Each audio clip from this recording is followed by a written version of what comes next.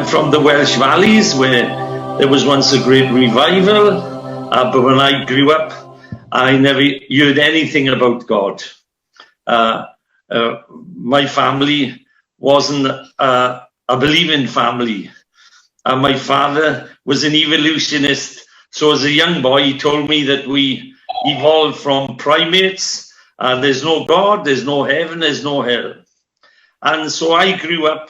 The only time I ever heard God, the name of the Lord mentioned, was in a swear word. And my father, although he was a good father, he had a very violent temper. And when he lost his temper, he used to beat us boys badly. And one day, he asked me to lock his pigeons up. He used to raise pigeons. And some boys called for me. I went out. I forgot to lock his pigeons up. And he came home from the pub. Have you locked my pigeons up? And he could see by the look on my face that I hadn't. I said, sorry, Dad, I forgot. He beat me. He broke my nose. He beat me around the house, banged my head against the wall, strangled me. I mean, he just kept beating me for an hour or so. And I was in a very bad way. And that night, I decided to leave home. Little while later, I had the opportunity. I ran away from home, went to live on the mountainside, and then I moved into a horse box, and I lived with a horse for a while. And then I went to work on some farms and became stronger, went back to the valleys and settled a few scores. I'd grown now, and my father was getting older. And I started a little business selling groceries, and I built up this business. I had a flat. I was the pool champion in the valleys around South Wales and used to play on a national level. And life was pretty good. But then the miners went on strike and my business started going downhill. And one day I went to my mother's. I used to give her free groceries. And she said, Maldwyn, let me give you some money for fuel because I know you're having a tough time. I said, well, it looks like the business is going to go bust, because the miners stayed on strike for 10 months and they were my customers. So the business was going down the chute. I went in the drawer and I picked up a little bookmark and I turned it over, and on the other side were written the 10 Commandments. You shall love the Lord your God with all your heart, soul, mind and strength, and all the rest of them. And I started counting how many I'd broken. I'd broken 7 of the 10 Commandments. But I had a little thought in my little Welsh brain. What if my father is wrong? What if there is a God? I thought, if there is a God, there must be a heaven. Well, if there's a heaven, there must be a hell. I thought, I don't want to go there.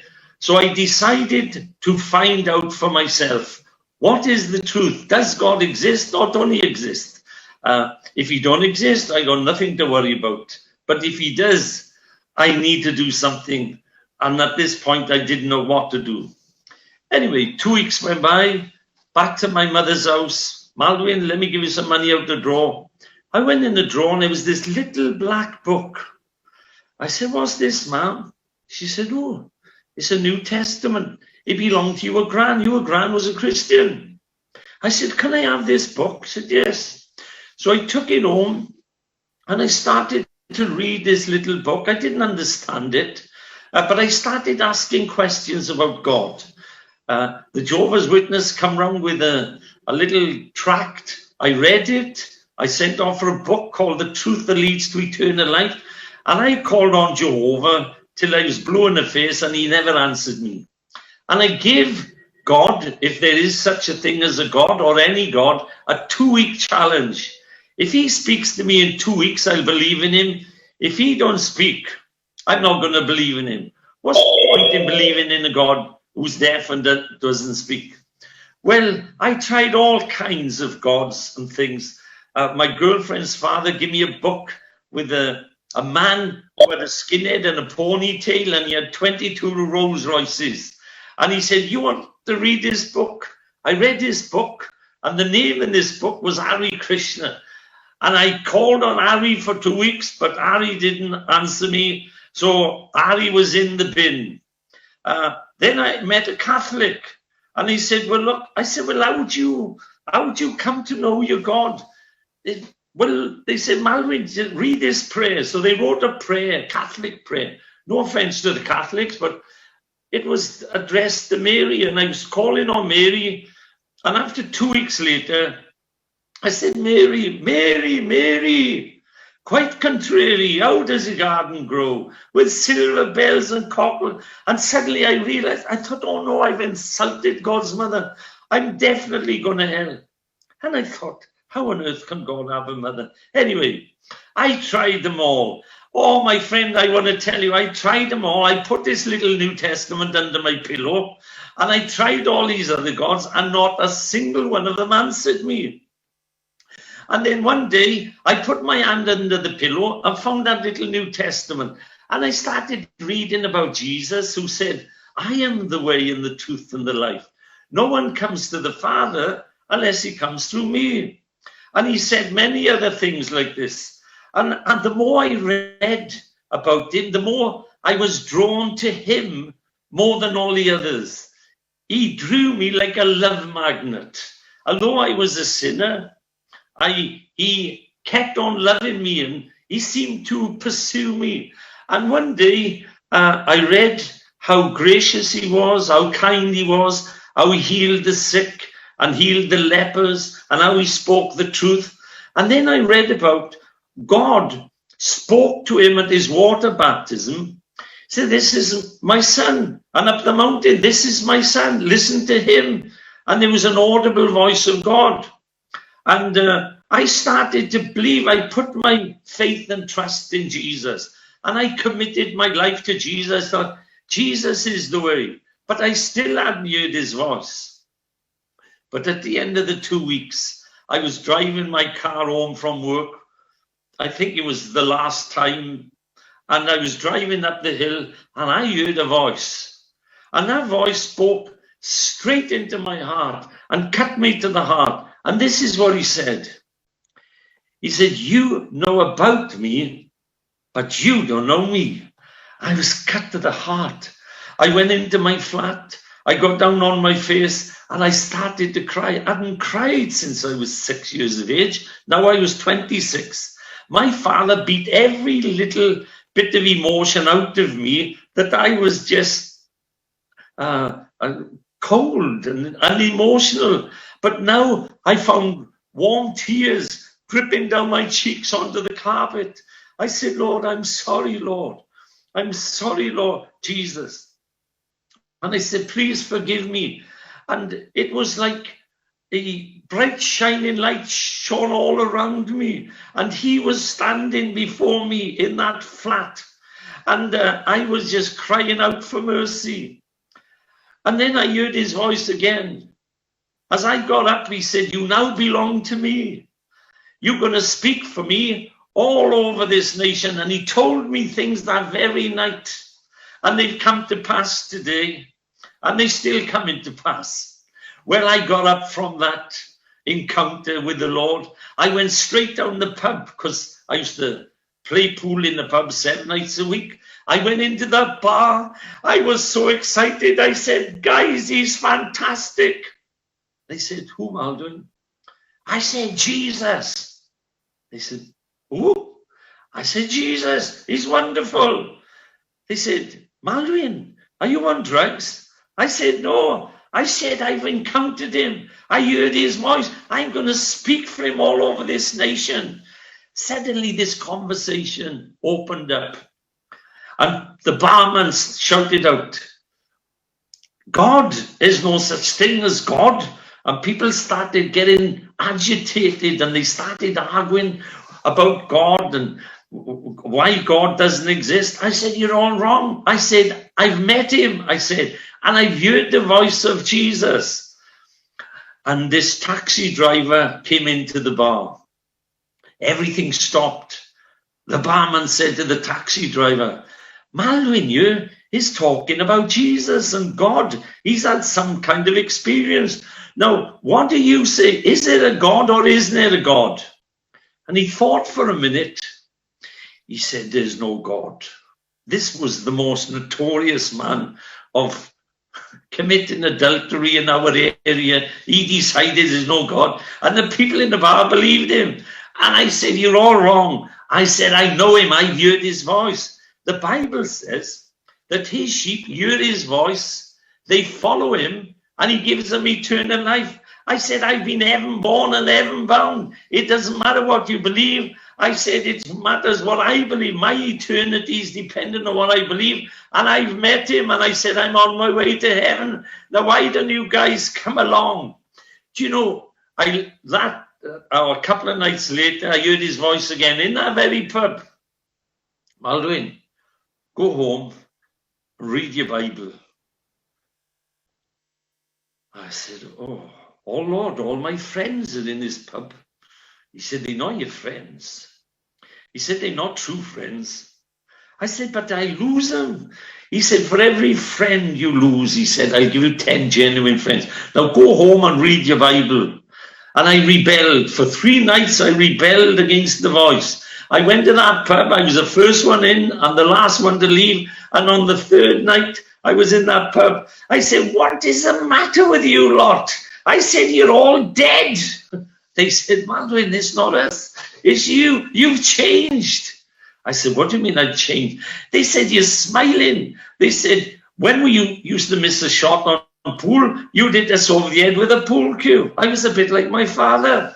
I used to get in a temper. But they said, you stopped swearing. I said, what? Have I? I didn't even know I stopped swearing.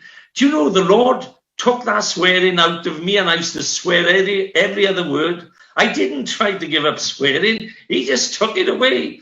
And I was in that pub and I said, Lord, I'm going to go home, read my Bible. I left that pub, never went back. I've been reading that Bible ever since. Oh, my friend, read the Bible, read the red. I used to read the red over and over and over until the words of Jesus got inside me. And I've been hearing his voice for 37 years. A couple of days later, his voice spoke to me again. Maldwyn, go to church on Sunday. Oh, I said, Lord, I don't want to go to church. I said, I love you, Lord, but I don't want to go to church. Go to church on Sunday. So I got my girlfriend, Carol. I said, Carol, come to church with me on Sunday. Oh, she was delighted. And her father became very angry because he thought I was taking her to church to marry her. And she thought I wanted to go to church. But I wasn't taking her to church to marry her. I was going to church because Jesus told me to go to church. Anyway, I went to church. I couldn't make head nor tails of it. I said, Lord, I don't know which church to go to. Send somebody to my house. On a flat, on a housing estate with 1,000 houses, the next day a vicar knocked my door. I opened the door. I said, I've been expecting you. I said, Jesus sent you coming in. I'm coming to church on Sunday. And he went into shock. He's invited hundreds. Nobody ever went to his church. And I said, I'm coming to church. I went to that church. There was only 5 people there. But I went to that church regularly and consistently. And a while later, the vicar said to me, Maldwyn, here's the books. Here's the list of the speakers. I'm going to Hernby in Kent. And he left the church. And he left me as a young believer running this church. And I didn't have a clue. But this is what I did. I heard his voice. So I used to pray, hear his voice. And he told me where to go. As one night he said, go knock number 527. There's people there and there's a girl there who's going to commit suicide. Tell her that I love her. I got a plan for her life and she's not to do it. And he said, she's going to come to know me. Well, I went and number 527 knocked the door. I said, hello. I said, Jesus sent me. He said, who? I said, Jesus. I said, the Lord told me that you're going to commit suicide tonight. But he said he got a wonderful plan for you. I started crying. And I said, he loves you. You see, she thought nobody loved her. But he loves us more than we love ourselves. And I said, I was the same. I didn't know. For 26 years, he loved me. But I said, I've experienced his love. She got born again. Well, I met another family. And this man thought he was on a heart attack. I told him about Jesus. He got born again, waking up in the morning. I told him about Jesus in the night. And he couldn't figure it out in his head. He woke up the next day. As he woke up, he met the same Jesus I did, and his whole family come to the Lord. That church grew from 5 to 35. We had a mini revival. I didn't know what I was doing, but I just prayed and obeyed. Anyway, the Lord said to me, Maldwyn, put little gospel tracts around the doors. And I put 1,000 around our estate, and then 16,000 around the valleys. And I went home, I was lying on my bed, and the Holy Spirit, the third member of the Godhead, descended on me. And I had a vision inside my heart, and I heard his voice say, publish 30,000 Christian newspapers, one for every home in the Rhondda Valleys.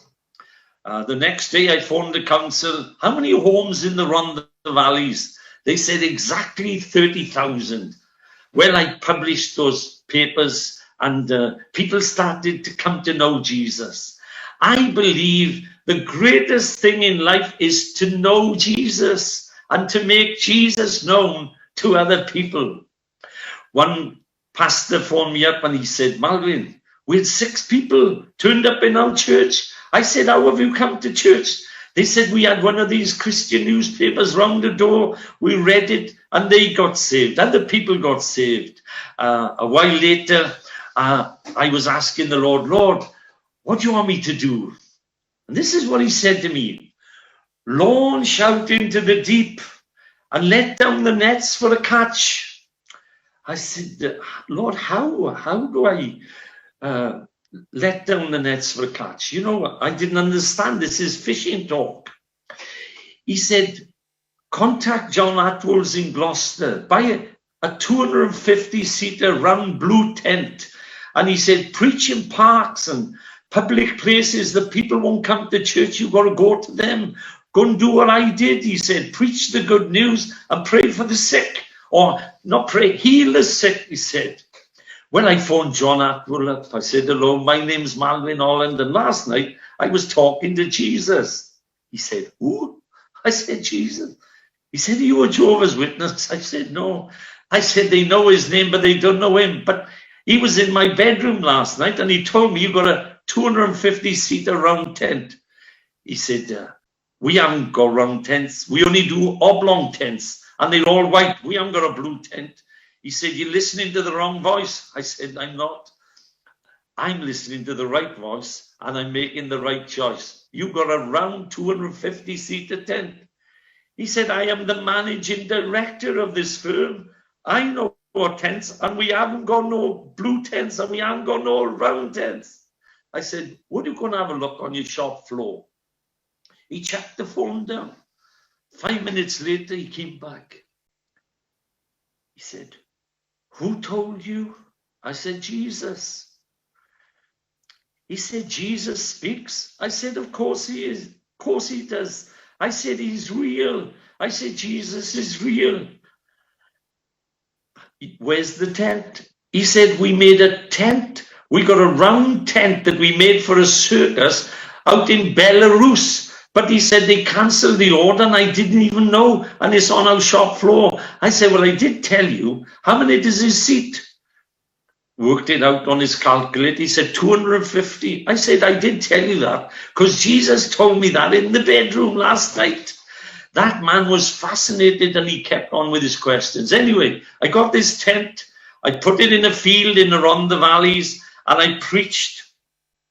And that week, 100 people came down those aisles, miners, ex-miners, big people, all kinds of people, and they gave their life to Jesus. You see, some people were like me, barking up the wrong tree.